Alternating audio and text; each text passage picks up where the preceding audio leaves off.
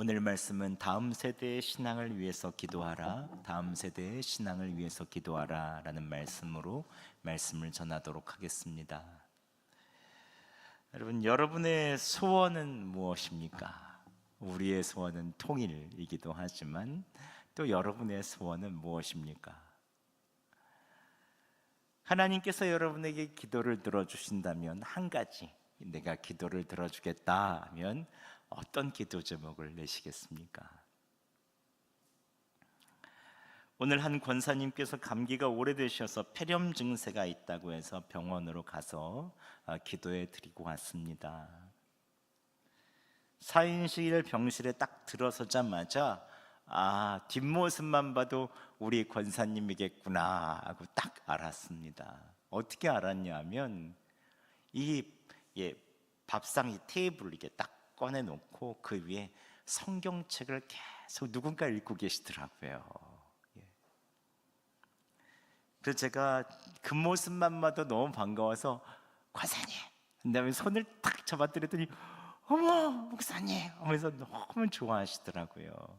감기로 한 2주 동안 고생하시고 또 폐렴이 생겨서 병원 입원하셔가지고 지난주 예배 못 오셨다고 하시면서 얼마나 반가워하시는지 모르겠어요. 그런데 바로 앞에 내 딸이라고 이야기하시면서 어릴 때 신앙생활 잘했는데 커가면서 교회를 멀리 가더니 이제는 교회를 아예 안 나오게 됐다. 내 딸이 교회 다니는 것이 소원이다. 항상 그 권사님 댁에 신방 가면 꼭 기도 제목 얘기하는 게 우리 아들 딸들 옛날에 교회 잘 다녔는데 지금 교회를 다 안 다녀요. 교회 다니는 게 유일한 기도 제목이에요. 삶의 여러 가지 어려움과 힘듦도 있으시지만 딱 한 가지 기도 제목을 꼭 그걸 내시더라고요. 우리 자녀들 구원받게 해주세요. 그러니까 바로 앞에서 그러시니까 따님이 저를 보더니 슬금슬금 눈치를 보시는 거예요. 그래서 제가 저를 딱 보더니 제가 얘기도 안 했는데 언젠가는 교회에 나갈 거예요 그러시더라고요. 저한테 언젠가는, 그 언젠가는지 모르겠지만, 그래서 제가 권사님 따님과 함께 기도할 때 하나님 권사님 치유해서 기도하고 따님 마음 녹여주셔서 우리 권사님 마음이 평안하게 하시고 온 가족이 한 신앙 가지게 해달라고 간절히 기도했습니다. 따님이 또 아멘은 잘하시더라고요. 여러분의 소원은 무엇입니까? 하나님께서 여러분의 기도를 들어주신다면 무엇을 위해서 기도하시겠습니까? 각 가정의 기도 제목들을 들어보면 많은 가정이 자녀들에 있어서는 신앙을 위해서 기도하는 가정들이 많습니다. 우리는 우리의 자녀 세대가 예수님을 만나서 구원받기를 원하죠. 또 지금의 신앙으로는 왠지 세상에 있는 많은 유혹에서 견딜 것 같지 않아서 더 굳건한 믿음이 있기를 우리는 자녀들을 위해서 기도합니다. 그렇다면 우리는 자녀 세대를 위해서 어떻게 기도해야 될까요? 오늘 수요 기도의 첫 번째는 가정을 위해서 기도하는 주간이죠.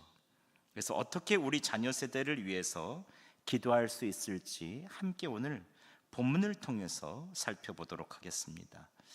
오늘 본문은 모세가 가나안 땅을 앞두고 마지막 유언처럼 이스라엘 백성에게 꼭 이것만은 해야 된다라고 하며 이 이스라엘 백성에게 가나안 땅을 목전에 두고 이 느보산 있는 쪽에서 요단 동편에서 이제 서편으로 가기 전에 거기서 이제 얘기하는 장면이죠. 당부하고 유언처럼 또 당부하는 내용입니다. 모세는 우상을 섬기는 가나안 7족속, 기준이 없어서 자기의 욕심대로 사는 그런 족속과 섞이게 되면 짐승처럼 양육강식의 법칙대로 살게 되고 거기에서는 세상과 아무런 기준 없이 내 욕심대로 살게 되기 때문에 이스라엘 백성이 어떻게 여호와 하나님의 백성답게 살게 되는지 강조하고 또 강조하면서 얘기하는 것이죠. 그래서 가장 먼저 계속 강조하는 것은 율법을 지키라, 율법을 지키라 라고 말합니다. 그래서 바로 전장에는 율법의 가장 기초인 십계명에 대해서 다시 한번 얘기하면서 우선 하나님 사랑과 이웃 사랑에 대한 가장 기초적인 10가지 계명에 대해서 이야기를 하죠. 그리고 계속해서 반복해서 6장에 율법을 지킬 것을 강조하는데, 오늘 마지막 6장 마지막 본문에는 자녀 세대가 이 율법에 대해서 무엇이냐라고 물어봤을 때 후대의 백성들이 자손들에게 어떻게 대답해야 되는지 그 지침을 주는 것입니다. 오늘은 이 본문을 통해서 우리가 우리의 자녀들을 위해서 어떻게 기도해야 될지 함께 거기에서 원리를 우리가 차용해서 함께 우리가 자녀를 위해서 기도하는 시간들을 갖도록 하겠습니다. 첫 번째, 우리는 기도해야 될 때 자녀 세대가 말씀에 대해서 궁금하게 하소서라고 기도해야 됩니다. 말씀에 대해서 궁금하게 하소서. 함께 20절 말씀 저희가 봉독해 보겠습니다. 시작. 9일에 내 아들이 내게 묻기를 우리 하나님 여호와께서 명령하신 증거와 규례와 법도가 무슨 뜻이냐 하거든 라고 말합니다. 오늘 하나님께서 모세를 통해서 우리의 자녀들이 우리 하나님 여호와께서 명령하신 증거와 규례와 법도가 무슨 뜻인지를 물을 때 그때 가르쳐 주라고 말합니다. 물론 우리의 자녀들에게는 말씀과 지식을 일방적으로 밥을 떠먹여 주시듯이 가르쳐 줘야 되는 때가 있습니다. 유치부, 유년기, 아동기 때는 그냥 말씀을 먹듯이 그냥 먹어야 되는 때가 있습니다. 그런데 어느 시기가 되면 자녀들이 주입식으로 하는 것에 대해서 굉장히 힘들어하는 때가 있습니다. 자, 먼저 자녀들이 말씀에 대해서 궁금해하고 그 유래와 뜻이 무엇인지를 궁금해할 때 그때 가르쳐 주라고 말하고 있는 것입니다. 신앙생활을 하다 보면 사춘기가 되거나 또 이성이 있는 사람이라면 누구든지 성경 말씀에 대해서 의문을 가지게 될 때가 있죠. 아무리 어렸을 때 많은 신앙으로 잘 교육해도 어느 사춘기나 스스로 말씀을 생각할 때가 되면 스스로 의문을 가질 때가 있습니다. 이전까지는 부모님이 넣어주신 신앙이 그대로 믿어지다가 이제 무턱대고 믿는 것이 싫어지는 시기가 오는 것이죠. 영적인 사춘기가 오는 것입니다. 내 생각, 내 판단, 내 이성이 눈뜨게 되면서부터 부모님이 믿었던 하나님, 배우자가 강요하는 그 하나님이 싫은 것입니다. 그런데 또한 한편으로는 말씀에 대해서 궁금한 것이 많아지는 시기입니다. 이것은 왜 그런 거냐? 저것은 왜 그런 거냐? 이게 진짜 맞는 거냐? 과학적인 근거가 있는 거냐? 일방적으로 따르는 것이 아니라 스스로 질문을 가진 때가 있습니다. 이것은 굉장히 중요한 것입니다. 우리는 스스로 자녀 세대가 말씀에 대해서 궁금하게 될 것을 기도해야 됩니다. 이때 신앙의 정체성이 생겨나고 내가 믿는지에 대한 명확한 믿음에 대한 확고함이 생깁니다. 이것을 신앙이 흔들린다고 생각해서는 안 됩니다. 우리의 자녀, 우리에 있어서 있는 손자, 손주들 말씀에 대해서 궁금함이 있게 하소서. 우리는 이렇게 기도해야 됩니다. 특별히 우리의 자녀들이 더 성장하면 먹고 사는 문제, 세상의 문제를 해결하느라 영적 문제에 대해서 아예 관심을 가지지 않을 때가 있습니다. 이러면 진짜 위험한 것입니다. 이러다가 시간을 지나다 보면 진짜 주님과 멀어지는 시기가 오는 것입니다. 그래서 우리는 기도해야 됩니다. 자녀들이 마음속에 영적인 질문이 생기게 하소서. 삶에 있는 유혹과 삶에 있는 여러 가지 고난과 나의 부모에게 배운 그 신앙에 대한 부분들을 끊임없이 질문할 수 있는 궁금증이 생기게 하소서. 우리는 이렇게 기도해야 됩니다. 이게 신앙에 있어서의 첫 번째 자녀들을 위한 기도가 되어야 됩니다. 성령님께서 영혼의 영적인 것에 대한 갈망을 허락하여 주시리라 믿습니다. 여기서부터 시작해야 됩니다. 그렇다면 근데 여기서 그치면 안 됩니다. 우리가 두 번째 기도해야 되는 것은 우리의 자녀 세대가 궁금해할 때 명확한 복음을 깨닫게 하소서라고 기도해야 됩니다. 두 번째로 우리는 그렇게 기도해야 됩니다. 21절에서 24절 상반절 말씀을 우리가 함께 봉독해 보겠습니다. 시작. 너는 내 아들에게 이르기를 우리가 옛적에 애굽에서 바로의 종이 되었더니 여호와께서 권능의 손으로 우리를 애굽에서 인도하여 내셨나니 곧 여호와께서 우리의 목전에서 크고 두려운 이적과 기사를 애굽과 바로와 그의 온 집에 베푸시고 우리 조상들에게 맹세하신 땅을 우리에게 주어 들어가게 하시려고 우리를 거기서 인도하여 내시고 여호와께서 우리에게 이 모든 규례를 지키라 명령하셨으니. 아멘.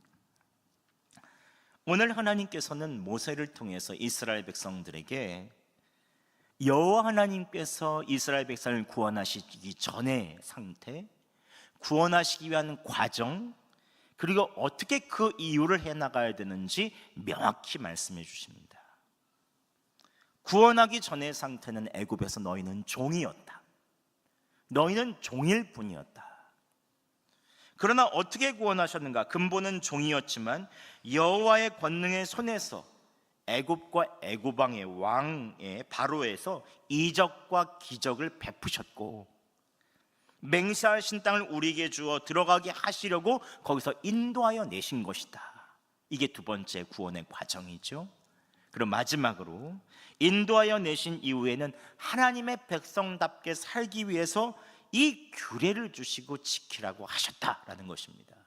이전에는 죄인이었다가 하나님의 권능의 손으로 전폭적인 은혜로 구원하여 내셨고, 그리고 그 다음에 말씀으로 지켜나가야 된다. 그래야 하나님의 백성답게 사는 것이다라는 것을 명확하게 보여줍니다. 이것은 우리에게 있어서의, 신약에 있어서 예수 그리스도의 구원을 미리 비춰주는, 예표하는 빛과 같습니다. 이것은 이스라엘 자녀들이 궁금해할 때 가르쳐줘야 되는 것이죠. 우리는 원래 애굽의 종이었다. 우리는 자유인이 아니었어. 여호와께서 가나안 땅에 들어가시라고 하시고 애굽에서 구원하여 주셨다. 여호와 하나님께서 하셨다. 마지막으로 하나님께서 구원하신 이후 우리는 하나님의 백성답게 살아나가기 위하여 이 율법을 지켜야 한다. 이것이 바로 이스라엘 백성에게 주시는, 이 가나안 땅을 목전에 두고 마지막에 주시는 복음과 같은 메시지죠. 그러면 이것은 오늘날 예수 그리스도를 믿는 자녀들이나 궁금해하는 우리 자녀들을 위해서 어떻게 기도하는 제목으로 삼으면 좋겠습니까? 사도 바울은 명확하게 예수 그리스도를 믿기 전과 믿은 후 어떻게 살아야 하는지를 말씀을 통해서 명확하게 얘기해 주고 있습니다. 함께 로마서 5장 8절에서 10절까지 함께 봉독하겠습니다. 시작. 우리가 아직 죄인 되었을 때에 그리스도께서 우리를 위하여 죽으심으로 하나님께서 우리에게 대한 자기의 사랑을 확증하셨느니라. 그러면 이제 우리가 그의 피로 말미암아 의롭다 하심을 받았으니 더욱 그로 말미암아 진노하심에서 구원을 받을 것이니 곧 우리가 원수 되었을 때에 그의 아들의 죽으심으로 말미암아 하나님과 화목하게 되었은즉 화목하게 된 자로서는 더욱 그의 살아나심으로 말미암아 구원을 받을 것이니라. 아멘. 예수 믿기 전에 우리는 어땠습니까? 우리는 죄인이었습니다. 결국 사망으로 갈 수밖에 없는, 우리는 죄에 묶인 자, 죄의 종되었던 자였죠. 하나님의 진노하심을 받는 자로 원수가 되었죠. 죄의 삭은 사망이기에 우리는 사망으로 가고 있었습니다. 그러나 그리스도께서 우리를 위하여 죽으심으로, 대신 생명값을 치르심으로 말미암아 그 피로 말미암아 우리가 의롭게 되었죠. 그의 아들의 죽으심으로 말미암아 하나님과 원수되었던 우리의 관계가 화목하게 된 것입니다. 그렇기 때문에 우리가 예수님을 믿고 예수님과 함께 동행하며 예수님과 연합하며 사는 것, 그의 죽으심과 살아나심으로 말미암아 함께 구원을 이루어 나가는 것, 이게 바로 우리가 해야 되는 것입니다. 우리는 이러한 명확한 복음이 자녀들에게 깨달아지도록 믿어지기 위해서 계속해서 자녀들을 위해서 기도해야 됩니다. 이러한 복음을 알 수 있는 좋은 교회를 만나게 하여 주시옵소서. 좋은 믿음의 동역자를 만나게 하여 주시옵소서. 좋은 공동체를 만나게 하여 주시옵소서. 자녀들은 우리에게 있어서 점점 커가면서 우리의 곁을 떠나가죠. 우리는 그 자녀들을 위해서 기도해야 됩니다. 저도 막내가 벌써 대학교를 들어가니까 벌써 광주로 떠나갔어요. 첫째는 포항에 있습니다. 둘째만 군복무한다고, 대체복무한다고 지금 집에서 있어요. 그러니까 다들 자녀들은 다 떠나가게 돼 있거든요. 그렇지만 우리는 하나님의 많은 섭리와 하나님의 은총이 있기 때문에 이런 복음을 만날 수 있는 좋은 공동체를 만날 수 있도록 우리는 기도해야 됩니다. 이번 성지순례 때 튀르키예를 갈 때 제가 꼭 가보고 싶은 곳이 있었습니다. 그곳이 바로 데린구유라는 곳이었는데요, 데린구유란 깊은 우물이라는 뜻으로 1세기 로마 황제의 박해를 피해서 살았던 지하 도시를 말합니다. 로마의 박해를 피해서 예배드린 지하 무덤인 카타콤이 있었다면, 소아시아에서는 정말로 극심한 박해를 피하기 위해서 아예 동굴을 파고 200년에서 300년을 살았어요. 여기 지하 도시가 있는데 얼마나 큰지 지하 20층이에요. 그리고 120m까지 내려갔어요. 저희가 갔을 때는 이 안전을 위해서 8층 깊이까지만 개방을 했습니다. 이게 얼마나 큰 도시였는지 몰라요. 여기 1세기 때는 박해를 피해서 약 3만 명이 여기 지하에서 살았다고 하면 3만 명. 그러니까 나오지도 못하고 200년, 300년 동안 여기 있었던 거예요. 아기 때에서 태어날 때 여기서 이제 안에 보면은 학자들의 연구에 따르면 여기서 많은 사람이 살 수 있었던 것은 환기통들이 다 있었다고 해요. 거대한 바위문을 통해서 외부의 박해로부터 보호할 수 있었다고 해요. 다음 사진 좀 보여주세요. 그래서 다음 사진 좀 보여요. 사진. 예. 그래서 여기가 이만한 바위가 있는데 사람들이 들어오면 싹 막았다는 거예요. 싹 막았다는 거예요. 이게 얼마나 이게 정말로 안에 들어가고 들어야지 이게 잘 못 찾아요. 지금이야 여기 겉에서는 전기시설에서 등불이 있었지 옛날엔 등불이 있었겠습니까? 막으면 그냥 아예 못 가는 거죠. 313년 기독교를 공인하고 수도를 콘스탄티노플로 옮기기까지 200년 넘게 로마인들의 박해를 피해서 살았다고 해요. 저랑 박종훈 장로님 들어가가지고 거기서 한참 있다가 오니까 와 진짜 빛이 이렇게 좋구나라고 했어요. 예, 저기 박종권 장님 오른쪽에 보이시죠? 예. 근데 여기는 지금 아직 여기가 저희 근데 감동한 게 여기가 바로 신학교예요. 신학교. 성경학교가 여기 안에 있어요. 화장실도 있고 여기 성경학교 기숙사예요. 여기는 방이 있어요. 쏟아지는 박해로 인해서 자기 생명 하나로 보존하기도 힘든 때인데 다음 세대가 아버지, 우리 왜 이렇게 살아야 돼요? 우리 꼭 이렇게 살아야 되는 거예요? 왜 이렇게 예수님 믿어야 돼요? 라고 하는 질문에 대답해 주기 위해서 신학교를 든 것입니다. 오늘 죽을지 모르고 내일 죽을지 모르는 그 극심한 박해 속에서 미래 세대를 위해서 여기 신학교를 만들고 다음 세대에 있는 학교를 만들었다고 이게 그 장소를 가면서 다 같이 기도했거든요. 우리 자녀 세대를 위해서.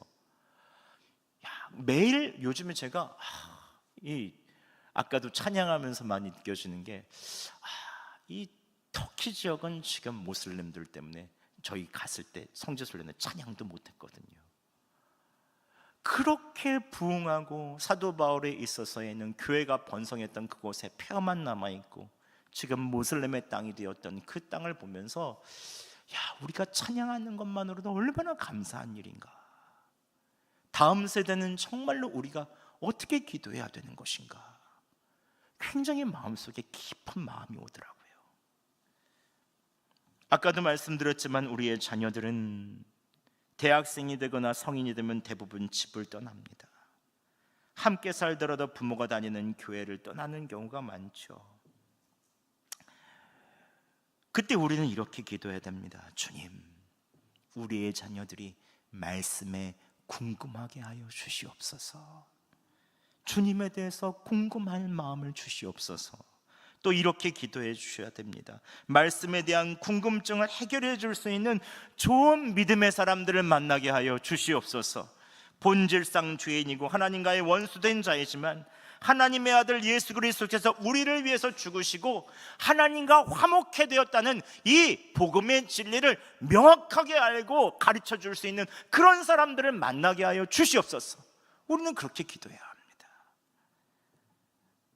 전 여러분의 자녀들이 말씀에 대해서 궁금해하고 예수 그리스도에 대한 복음을 명확하게 깨달아지는 사람들이 주변에 하나님께서 두시는 놀라운 은총을 주시기를 예수 그리스도의 이름으로 축원합니다.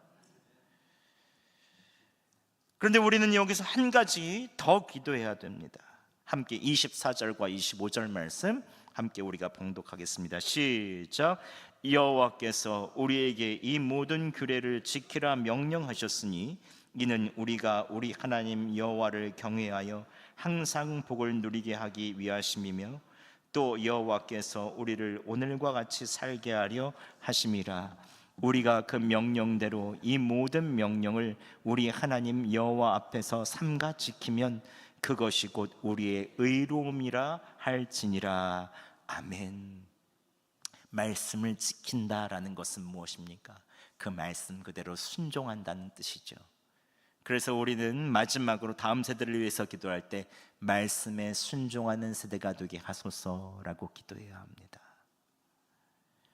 말씀을 묵상하고 그 말씀을 지키는 것, 순종하는 것은 정말로 중요합니다.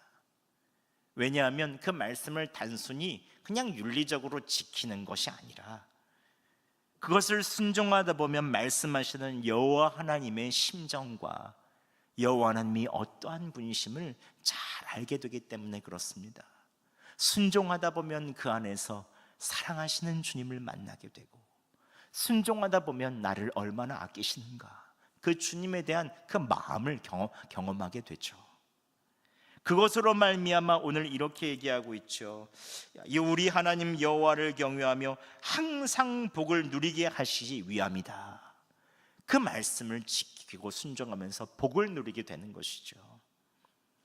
다윗이 쓴 시편의 가장 첫 번째 시편, 가장 첫 번째 1장 1절과 2절은 무엇입니까?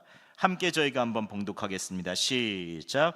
복이 있는 사람은 악인들의 꾀를 따르지 아니하며 죄인들의 길에 서지 아니하며 오만한 자들의 자리에 앉지 아니하고 오직 여호와의 율법을 즐거워하며 그의 율법을 주야로 묵상하는도다. 아멘. 즉 여호와의 율법 말씀을 즐거워하고 주야로 묵상할 때 악인들의 꾀 생각에서 벗어나고 죄인들의 길을 걷지 아니하고 오만한 자리에 앉지 않게 된다. 이것은 점층법이죠. 생각했다가 꾀를 악인들의 새를 생각했다가 그 길로 걷다가 털썩 주저앉아 버리는 것이죠. 근데 여호와의 율법을 즐거워하며 그 율법을 주야로 묵상하는 자, 복 있는 사람은 죄의 길에서 떠나게 되는 가장 큰 복을 얻게 되는 것입니다. 죄는 하나님 관계에서 멀어 떨어져 있는 상태를 말하죠. 그러면 의란 무엇입니까? 죄의 반대죠. 하나님과 친밀한 관계입니다. 그래서 오늘 이렇게 얘기하잖아요. 이 모든 명령을 우리 하나님 여호와 앞에서 삼가 지키면 그것이 곧 우리의 의로움이라 할지니라 라고 말합니다. 즉 하나님과 가장 친밀한 관계로 나아가게 된다는 것입니다. 1,000만 원이 생기고 1억이 생겨서 복이 아니라 평생을 여호와 하나님께 동행하며 함께 친밀하게 사는 그것이 바로 복이라는 것이죠. 오늘 우리가 이 자녀 세대에 있어서에는 이 세 가지 기도 제목들, 오늘은 저는 수요 기도회 때는 기도를 많이 해야 된다고 생각합니다. 그래서 말씀에 있어서에 있는 핵심만 잠깐 보고 우리가 함께 기도할 텐데 이런 말씀을 맺도록 하겠습니다. 우리 자녀 세대를 위해서 우리는 이렇게 기도해야 됩니다. 첫 번째, 우리는 자녀 세대들이 말씀에 대해서 궁금하게 하여 주시옵소서. 두 번째, 명확한 복음이 들려지고 깨닫게 하여 주시옵소서.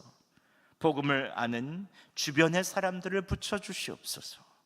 마지막으로 우리에 있는 자녀 세대들이 말씀에 순종하는 세대가 되기를 여러분 기도하시기 바랍니다. 하나님께서 여러분에 있어서에 있는 자녀의 평안한 삶, 성공을 위해서 기도하는 것도 좋죠. 하지만 가장 중요한 것은 우리의 자녀들이 예수 그리스도를 믿고 매일마다 말씀을 묵상하며 주님을 아는 복을 누리고 복의 근원이신 여호와 하나님과 매일 동행하는 것, 이것이 가장 큰 복이 아니겠습니까? 오늘도 우리가 기도할 때 하나님께서 우리 자녀들의 삶에 간섭하여 주시고 궁금증과 믿음과 말씀을 주시기를 예수 그리스도의 이름으로 축원합니다.